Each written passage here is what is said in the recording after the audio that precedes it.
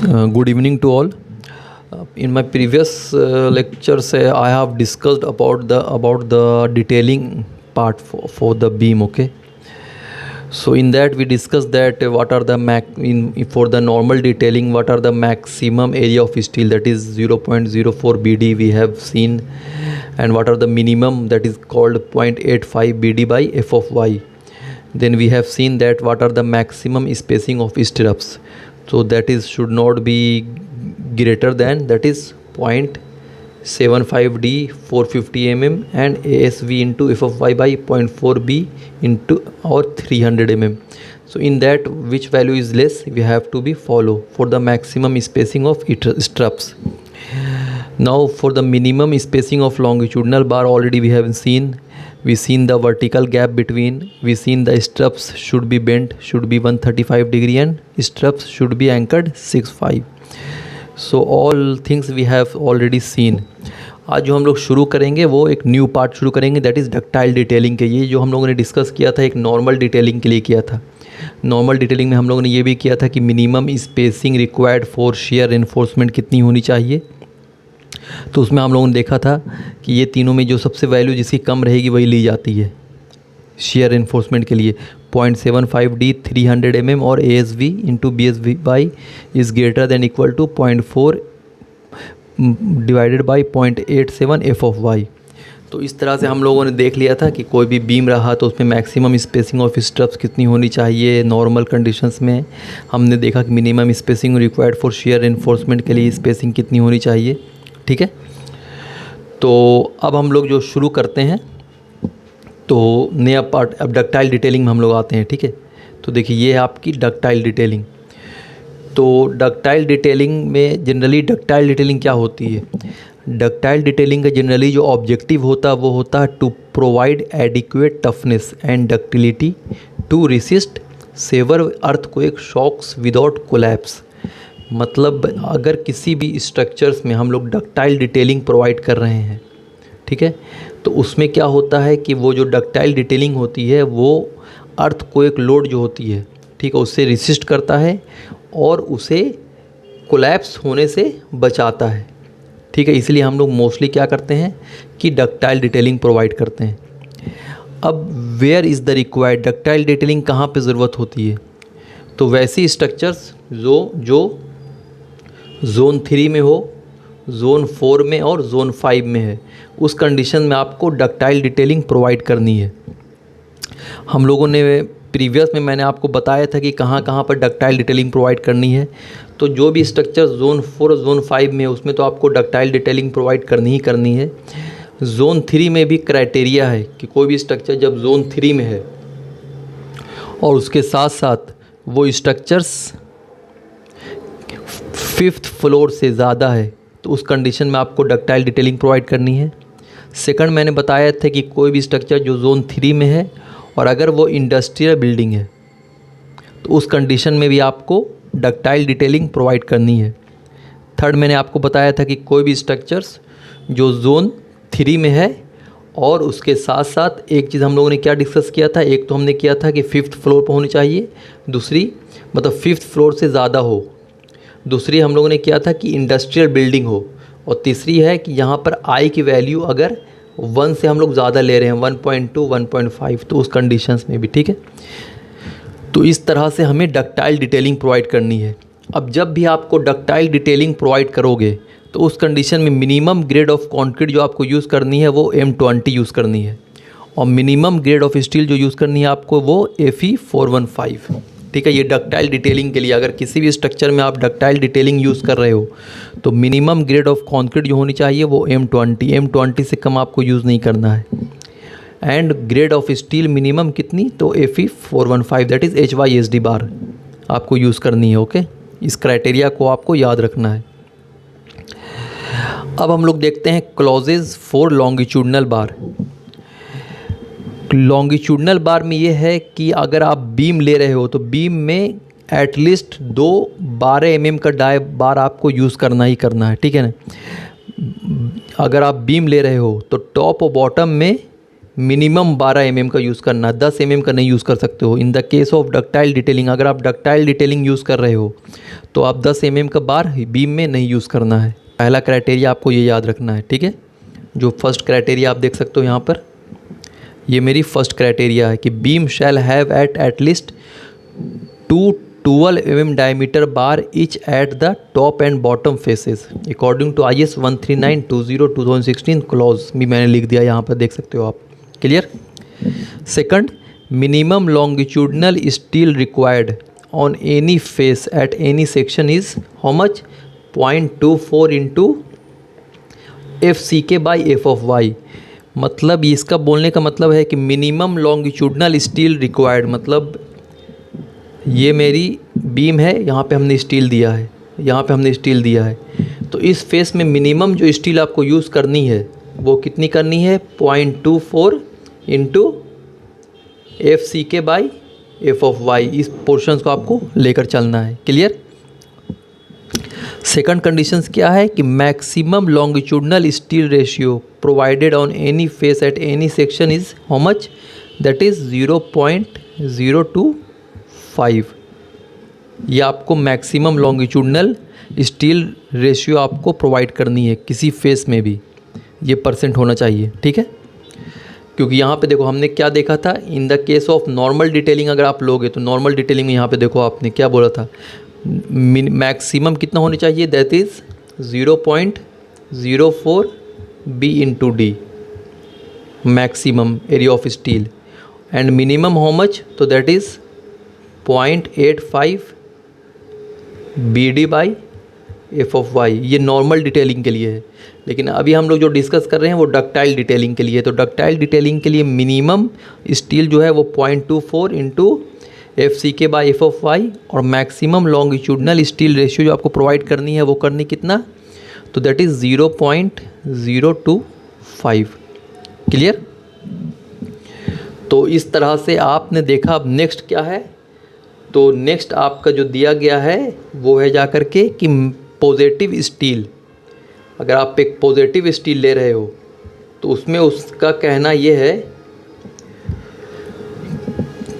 Positive steel at a joint face should be greater than equal to half the negative steel at that face. Clear. इसका बोलने का क्या मतलब है,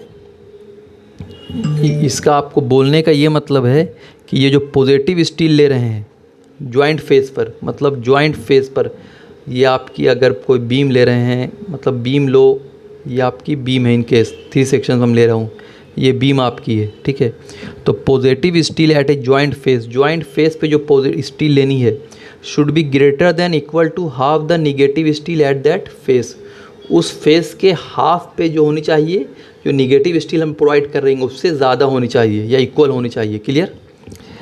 अब नेक्स्ट क्या है कि steel provided at each of top and bottom face of member at any sections along its length should be greater then how much 1/4 of maximum negative steel provided at the face of either joint. Clear. तो ये normal क्या है आपकी, ये आपकी detailing की part है, normal ductile detailing IS 13920 को अकॉर्डिंग। जो भी इसमें हमने क्या देखा, इस पेज में हमने क्या देखा, तो ये भी मैं बता दे। इस पेज में हमने पहला देखा कि अगर आपको डक्टाइल डिटेलिंग यूज़ करनी है तो मिनिमम ग्रेड ऑफ कॉन्क्रीट आपको M20 यूज़ करनी है, और सेकंड Fe415 यूज़ करनी है। क्लियर। उसके साथ साथ कोई भी स्ट्रक्चर जो जोन 3 में है, जोन 4 में है, जोन 5 में है, तो उसमें आपको डक्टाइल डिटेलिंग लेनी है। बीम में मिनिमम जो बार आपको यूज़ करना है, मिनिमम बार वो कितना यूज़ करना है, दैट इज़ 12 mm मिनिमम। आप 10 mm बीम में यूज़ नहीं कर सकते हो अगर आप IS 13920 यूज़ कर रहे हो तो। क्लियर। तो इस तरह से हम लोग ये देखें। नेक्स्ट हम लोग देखते हैं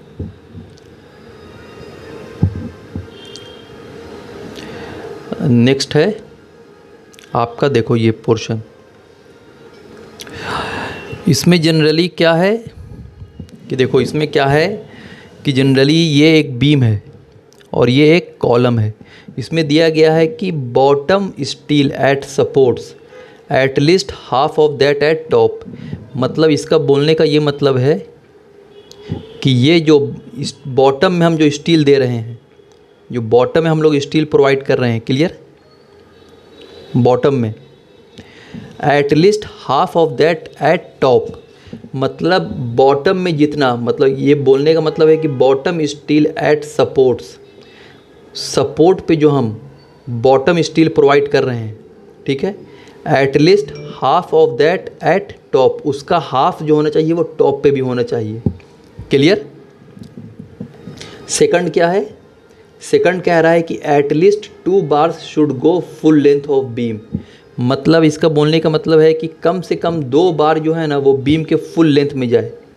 मतलब अगर आप बीम प्रोवाइड कर रहे हो यहाँ पर और आप यहाँ पर बीम दे रहे हो, तो ऐसा नहीं कि एक बीम, मतलब हमको 12 mm की बीम देनी है तो आधा ये बीम दे दिया, आधा बीम यहाँ से ओवरलैपिंग कर दिया, ऐसा नहीं। कम से कम एटलीस्ट 2 बार जो होनी चाहिए वो एटलीस्ट फुल लेंथ में जानी चाहिए। बीम में अगर 4 बार यूज़ करना है तो 2 बार एटलीस्ट फुल लेंथ में जानी, तीसरी बार हो सकता है कि आप ओवरलैपिंग करके इसको ये कर दो, क्लियर, आप इसमें जॉइंट प्रोवाइड कर दो, बट 2 बार जो होनी चाहिए वो फुल लेंथ में जानी चाहिए, वही ये कह रहा है, ठीक है।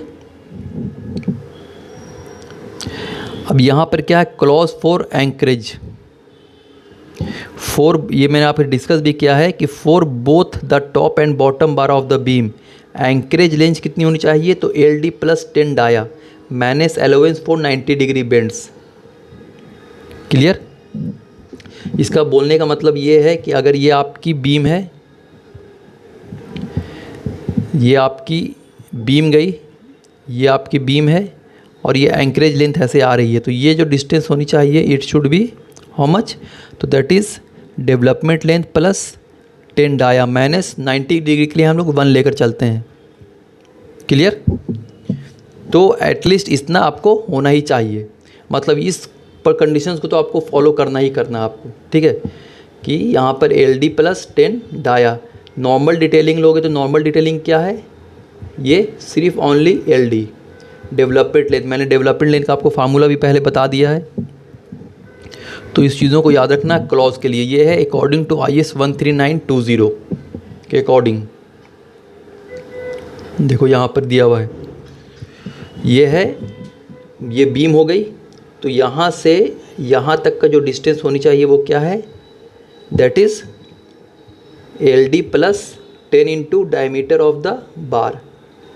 देखो DB क्या है, DB is the diameter of the bar head और LD क्या है, डेवलपमेंट लेंथ है। तो ये डिस्टेंस अकॉर्डिंग टू IS 13920 ये होना ही चाहिए इस कंडीशंस में, ठीक है।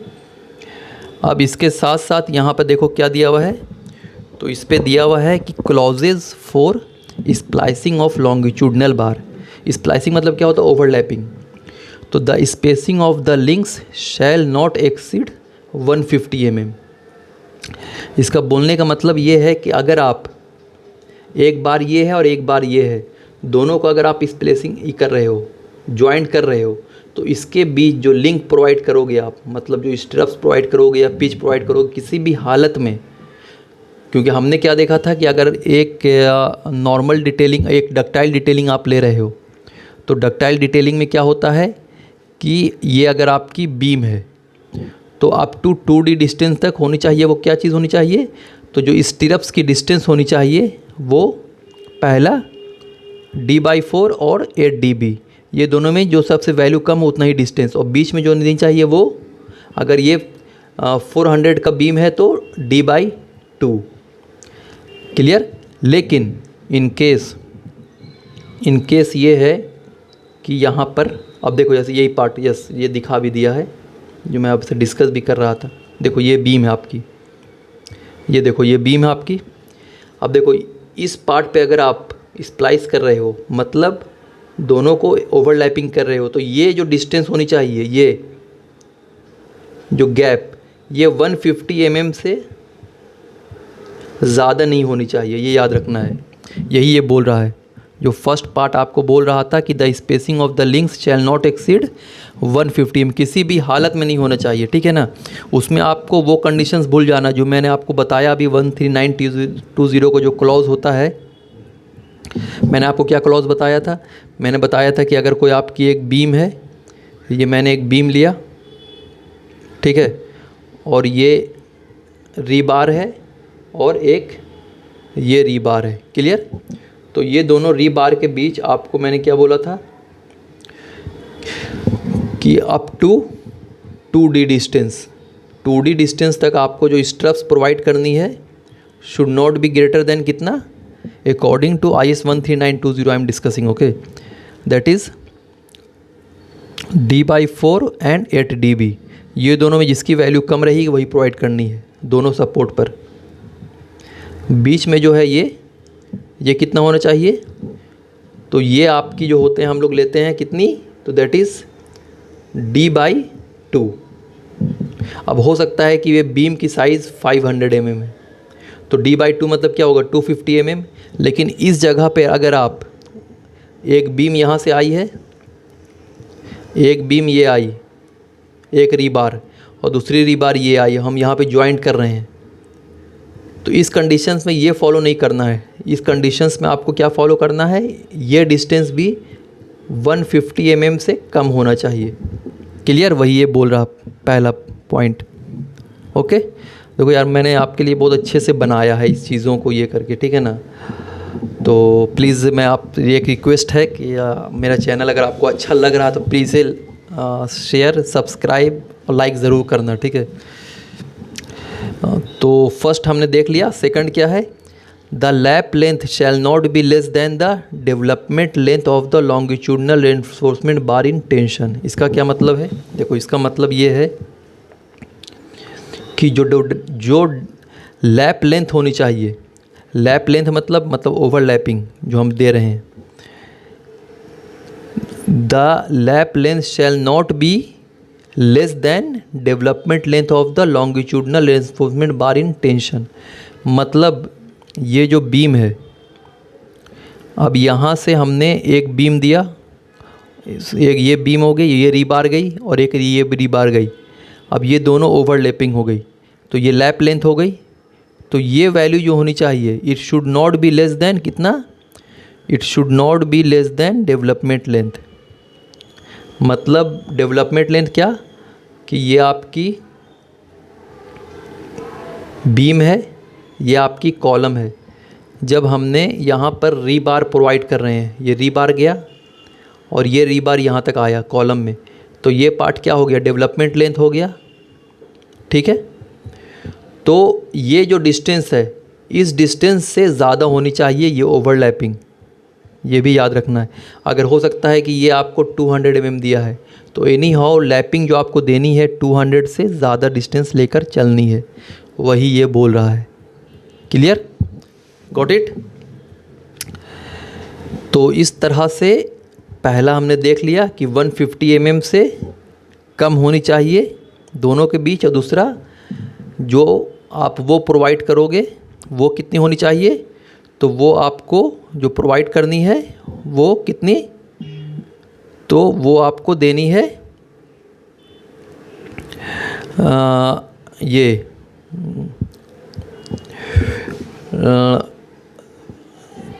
The spacing of the link shell not exceed 150 mm हमने देख लिया और ये हमने देख लिया। क्लियर? अब देखो हमको देखना है क्या चीज़ next, the lap splices shall not be provided.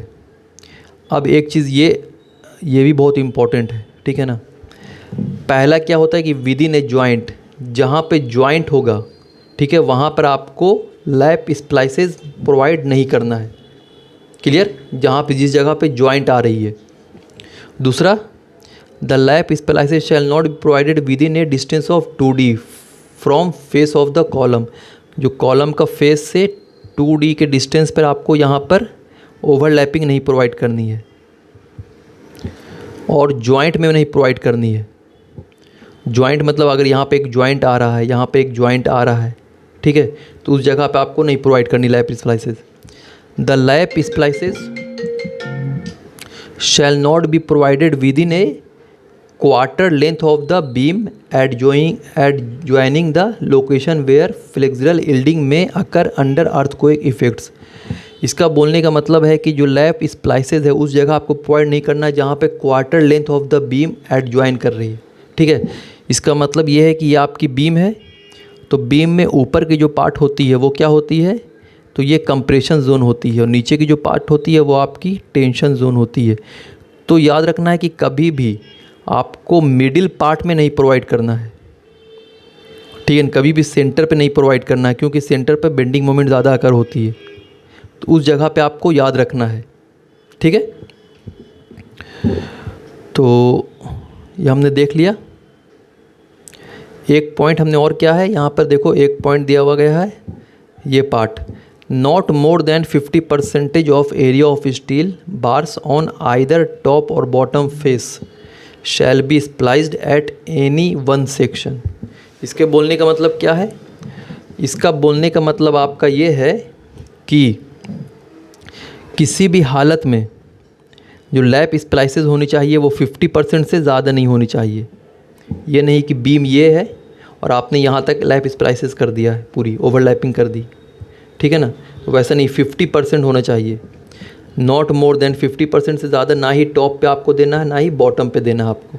Clear, यही बोल रहा था। अब देखो जैसे ये हमने ये किया है, तो देखो इस पार्ट को आपको अच्छे से समझो। अब देखो जैसे ये कॉलम है आपकी, ठीक है, अब यहाँ पर देखो जैसे यहाँ पर एक रीबार ये गया और दूसरा रीबार ये आया, यहाँ पर हमने क्या दे रहे हैं, लैप स्प्लाइसेस दे रहे हैं, मतलब दोनों बीम रीबार को अटैच कर रहे हैं हम लोग। तो उस कंडीशंस में यहाँ पर जो आपको स्पेसिंग देनी है वो 150 mm से ज़्यादा नहीं देनी है। क्लियर, और अप टू 2D डिस्टेंस, ये डिस्टेंस के बाद ही आपको देनी है। Lapping prohibited in regions where longitudinal bars can yield in tension, मतलब इस जगह पर आपको एनी हाउ लैपिंग जो आप यहाँ पे दे रहे हो, देखो इस जगह पर ये पोर्शंस है, ठीक है। तो ये सब कंडीशंस होता है जो आपको जानना होगा, क्योंकि जितना अच्छे से आप जानोगे उतना ज़्यादा आपके लिए बेटर होगा, ठीक है। अब देखो इसमें एक कंडीशंस और भी क्या दिया गया है कि lapping prohibited in regions where longitudinal bars can yield in tension, मतलब आपको पता है कि बीम में ऊपर की तरफ जो होती है कंप्रेशन जोन होती है, नीचे की तरफ टेंशन जोन होती है। तो इस एरिया में, ये जो एरिया है, इस एरिया में बॉटम की तरफ आपको लैपिंग नहीं देनी है। टॉप में आप दे सकते हो, देखो यहाँ पे टॉप में आप दे सकते हो टॉप में, लेकिन इस एरिया के बॉटम में नहीं आपको देना है, ये याद रखना है, ठीक है, क्योंकि टेंशन जोन में नहीं हमको देना है। तो हम लोगों ने क्या क्या देखा, हम लोगों ने सबसे पहले तो ये देखा कि आपको जो ये प्रोवाइड करनी है, ये जो डिस्टेंस होती है, इसकी distance any how development length से ज़्यादा होनी चाहिए, और इसमें जो स्पेसिंग वो 150 mm से कम होनी चाहिए, उससे ज़्यादा नहीं, ठीक है। और उसके साथ साथ जहाँ पर भी अगर आप कोशिश करना है कि टॉप में आप दो, तो टॉप में आप मिडिल में दे सकते हो लैपिंग स्प्लाइसिंग, ठीक है ना, लेकिन बॉटम में कभी भी इस डिस्टेंस पर 2D पे नहीं देना, इतना डिस्टेंस पर ये 2D डिस्टेंस और मिडिल पे नहीं देना, बाकी इस एरिया पे आप दे सकते हो ओवरलैपिंग, ठीक है। तो यही बोल रहा था यहाँ पर। आई होप आपको समझ में आ गया होगा। अब देखो इसमें क्या है, clauses for transverse reinforcement, transverse reinforcement के लिए। तो ट्रांसवर्स रेनफोर्समेंट में ये होना चाहिए कि minimum diameter of A link, मतलब जो स्टिरप्स आप दोगे, जो लिंक है, ये जो लिंक, इसको लिंक भी कहते हैं, तो 8 mm से कम नहीं होना चाहिए। पहला, the spacing of links over A length of 2D, ये 2D डिस्टेंस तक जो देख रहे हो ना, ये 2D डिस्टेंस, ये 2D डिस्टेंस तक जो स्पेसिंग होनी चाहिए, length of 2D at either end of a beam shall not exceed, कितना होना चाहिए, तो हमने आपको बताया था क्या, पहला कि D/4 और 8 dB, ठीक है, और तीसरा 100 mm। ये तीनों में जो सबसे वैल्यू सबसे कम रहेगी वही आपको लेनी है यहाँ पर, उससे ज़्यादा नहीं होनी चाहिए इस जगह पर, ये पोर्शंस में याद रखना है, ठीक है। 2D के लिए पहला क्या है, दैट इज़ D/4, सेकंड है 8 × dB, dB क्या, diameter of the bar, smallest याद रखना, ठीक है, एंड थर्ड 100 mm। ये तीनों में जिसकी वैल्यू सबसे कम रहेगी वही वैल्यू आप डिस्टेंस आपको यहाँ पर प्रोवाइड करनी है, ठीक है। और इसमें एनी हाउ 8 mm से कम नहीं लेना है डाया। क्लियर? वही आपने देखा यहाँ पर, देखो यही दिया हुआ है, इस तरह से हम लोग प्रोवाइड करते हैं। क्लियर?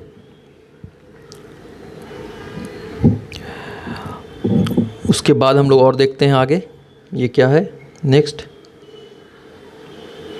अब हम लोग कॉलम का देखते हैं। अभी तक हमने बीम का पूरा देख के कंप्लीट कर लिया। आई होप आपको समझ में आ गया होगा बीम का पूरा क्राइटेरिया क्या क्या होता है, ठीक है। और ये भी देख लो, बीच में ये भी छूट गया था, ये मैं बता दे कि spacing of stirrups as per calculation but not more than d/2। मैंने क्या बोला था यहाँ पर, d/2 से ज़्यादा नहीं होना चाहिए। लेकिन अगर यहाँ पर लैपिंग कर रही है तो उस कंडीशन में एनी हाउ 150 mm से ज़्यादा नहीं होनी चाहिए, ये भी याद रखना है।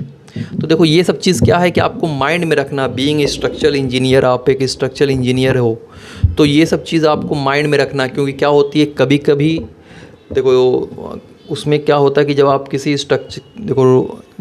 जब आप एक स्ट्रक्चरल इंजीनियर हो तो आपके पास बहुत सारी रिस्पॉन्सिबिलिटी होती है। जैसे एक तो आपको डिज़ाइन करनी होती है, कभी कभी होती है proof, as a proof consultant के रूप में भी आपको काम करना पड़ता है। कभी कभी बाहर की तरफ दूसरे जगह से डिज़ाइन आती है, उसको आपको प्रूफ चेकिंग करनी है। मैंने बहुत सारा किया है, ठीक है। तो उसमें भी आपको क्या है कि आपको मतलब डिटेलिंग पार्ट पूरी आती है, फिर डिज़ाइन जिस सॉफ्टवेयर में हुआ उस सॉफ्टवेयर की पूरी फाइल आपके पास आएगी, ठीक है। तो नॉर्मली जो स्टार्टिंग जो की जाती है वो डिटेलिंग पार्ट से की जाती है कि एक पार्ट को आपको देखना है कि ऐसा तो नहीं, क्योंकि रीज़न क्या होता है ना कि अब जैसे देखो 150 mm की जगह पर अगर 200 mm 250 mm का स्पेसिंग दे दिया तो उसमें स्टील तो बच रही है ना। तो यही सब चीज़ देखना होता है प्रूफ चेकिंग में। बीइंग स्ट्रक्चरल इंजीनियर आपको यही सब चीज़ देखना है कि ये सब चीज़ प्रॉपर दिया गया है कि नहीं। अब ऐसा तो नहीं कि लिंक में 6 mm का प्रोवाइड कर दिया, यहाँ पे दिया गया है 8 mm, वहाँ पे 6 mm तो नहीं दिया गया। यहाँ पे आपको देखना है कि तीनों वैल्यू के अकॉर्डिंग दिया गया कि नहीं। ऐसा तो नहीं कि इसमें तो जो मैक्सिमम वैल्यू दे दिया, ये तीनों में जो सबसे मिनिमम वैल्यू है उसी को आपको फॉलो करना है।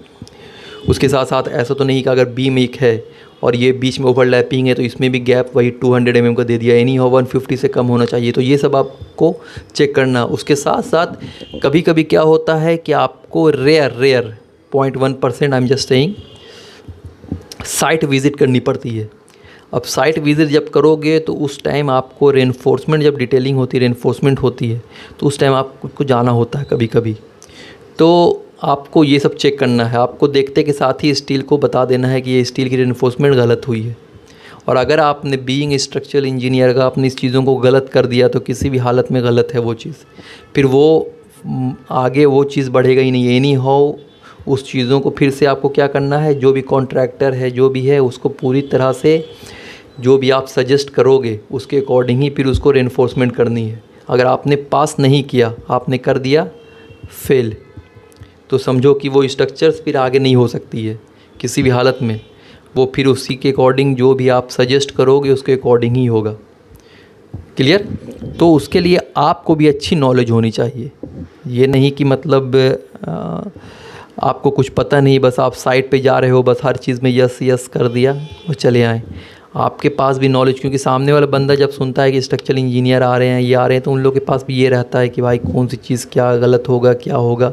तो आपके पास भी उस तरह की नॉलेज होनी चाहिए अच्छी तरह से। ओके, तो इस तरह से हमने बीम की पूरी डिटेलिंग देख ली। अब हम लोग आते हैं कॉलम की तरफ।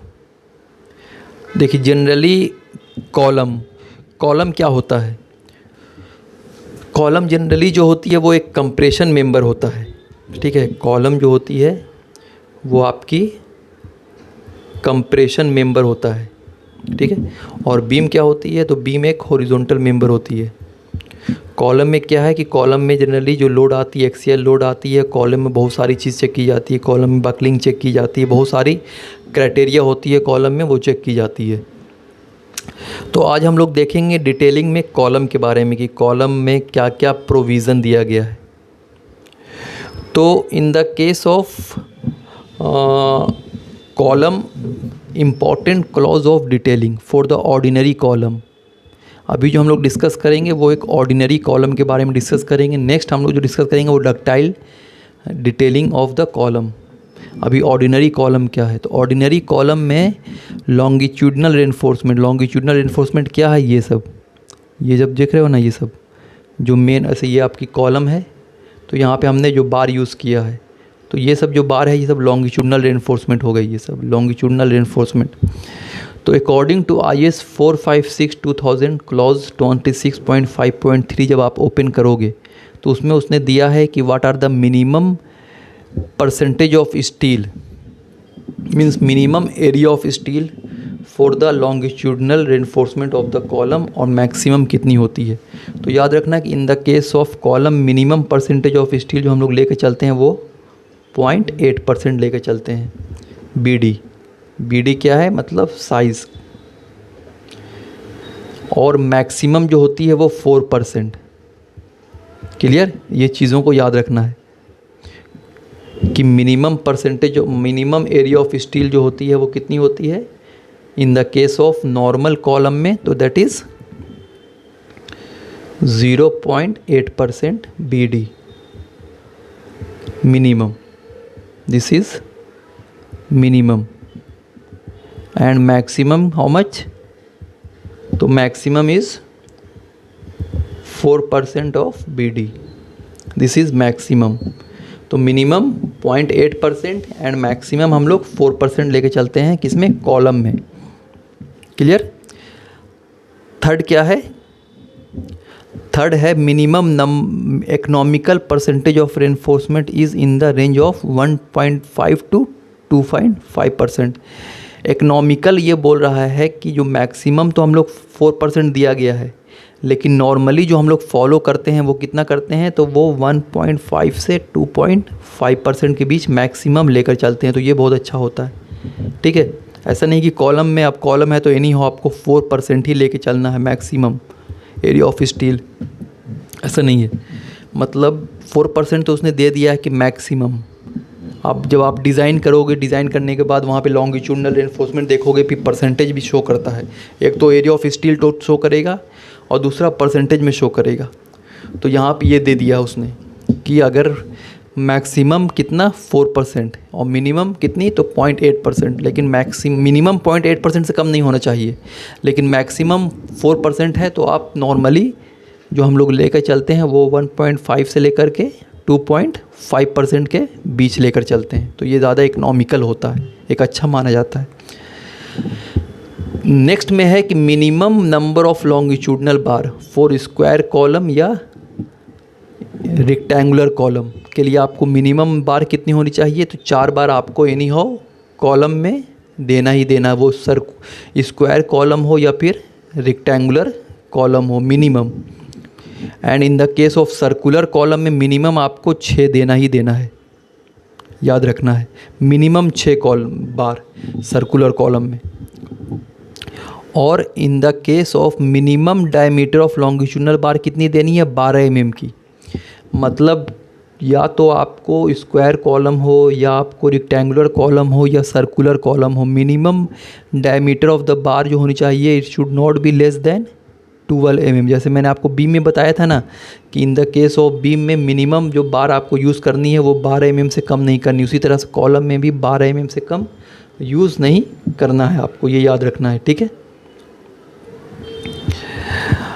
नेक्स्ट हम लोग देखते हैं कि maximum spacing of longitudinal bar 300 mm, मतलब 300 mm से ज़्यादा लॉन्गिट्यूडनल बार की स्पेसिंग नहीं होनी चाहिए। मतलब ये है, आप हमने यहाँ पर एक बार दिया, एक ये दे दिया, एक ये दिया और एक ये दिया, तो लॉन्गिट्यूडनल बार के बीच का जो स्पेसिंग होनी चाहिए वो 300 mm से ज़्यादा नहीं होना चाहिए। ये नहीं कि आपके पास स्क्वायर कॉलम इतना बड़ा है और आपने सिर्फ 4 ही कॉलम दिया और ये दोनों के बीच का स्पेसिंग देखोगे तो 600 आगे नहीं, ये नहीं हो, तो बीच में आपको एक कॉलम देना ही देना है, ठीक है। यहाँ पर डिस्टेंस है तो देना ही देना, मतलब एनी हो इसके बीच 300 mm से ज़्यादा नहीं होना चाहिए, ये याद रखना। यही बोल रहा है ये कि किसी भी हालत में जो लॉन्गिट्यूडनल बार के बीच का जो स्पेसिंग होना चाहिए वो 300 mm से ज़्यादा नहीं होना चाहिए और 12 mm मिनिमम यूज़ करना है। Percentage of steel maximum how much 4% और मिनिमम 0.8% आपको लेके चलना है। In the case of rectangular column में मिनिमम बार 4, सर्कुलर में मिनिमम हाउ मच 6 और रेक्टेंगुलर में भी आपको 4 लेके चलना है। तो ये सब आपको माइंड में याद रखना है, ठीक है। ये बहुत इंपॉर्टेंट चीज़ मैं बता रहा हूँ, रेयरली आपको ये सब चीज़ मिलेगा, मैं रियली बता रहा हूँ। इस तरह से बना हुआ चीज़ बहुत रेयरली आपको मिलेगा, तो इसलिए अच्छे से देखना। जो समझ में नहीं आए वो आप मुझे कमेंट करके मैसेज कर सकते हो, लेकिन 2 बार 3 बार पहले वीडियो को देखना अच्छे से। और इतना अच्छे से मैं समझा रहा हूँ कि उम्मीद करता हूँ कि आपको बहुत अच्छे से समझ में आएगा। नेक्स्ट क्या है, तो ये तो लॉन्गिट्यूडनल रेनफोर्समेंट हो गया। अब ट्रांसवर्स रेनफोर्समेंट। तो ट्रांसवर्स रेनफोर्समेंट में क्या है कि ट्रांसवर्स रेनफोर्समेंट में ये देखना है कि स्पेसिंग जो होनी चाहिए शुड बी लेस देन और इक्वल टू 75 mm। मतलब दो इसके बीच जो स्पेसिंग आपको प्रोवाइड करनी है वो कितनी प्रोवाइड करनी है, तो 75 mm से कम होनी चाहिए। यहाँ पर देख लो, ये देख रहे हो ना, जैसे यहाँ पर आपने एक बार ये दे दिया, ये बार है, ये बार है, ये बार है, तो इसके बीच जो स्पेसिंग होनी चाहिए वो 75 mm से ज़्यादा नहीं होनी चाहिए, ठीक है। If the longitudinal bar spaced at a distance not exceeding 48 dia of the tie are effectively tie in 2 directions, additional longitudinal bar in between these bar should be tied in 1 direction by open ties.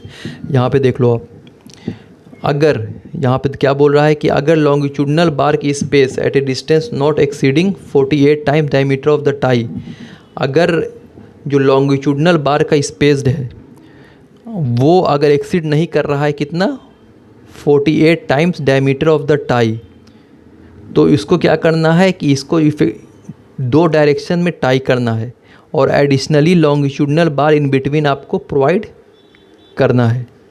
Clear. जैसे ये हो गया, देखो diameter of the tie, ये open ties है, यहाँ पर ये हमने टाइज प्रोवाइड किया है। तो यही चीज़ ये बोल रहा है कि ट्रांसवर्स रेनफोर्समेंट में ये क्राइटेरिया को आपको फॉलो करना है, ठीक है। तो ये आपका कॉलम्स का हो गया। आई होप आपको समझ में आ रहा होगा ना। अब diameter of the tie, diameter of the tie क्या, टाई आप समझ रहे हो ना क्या है।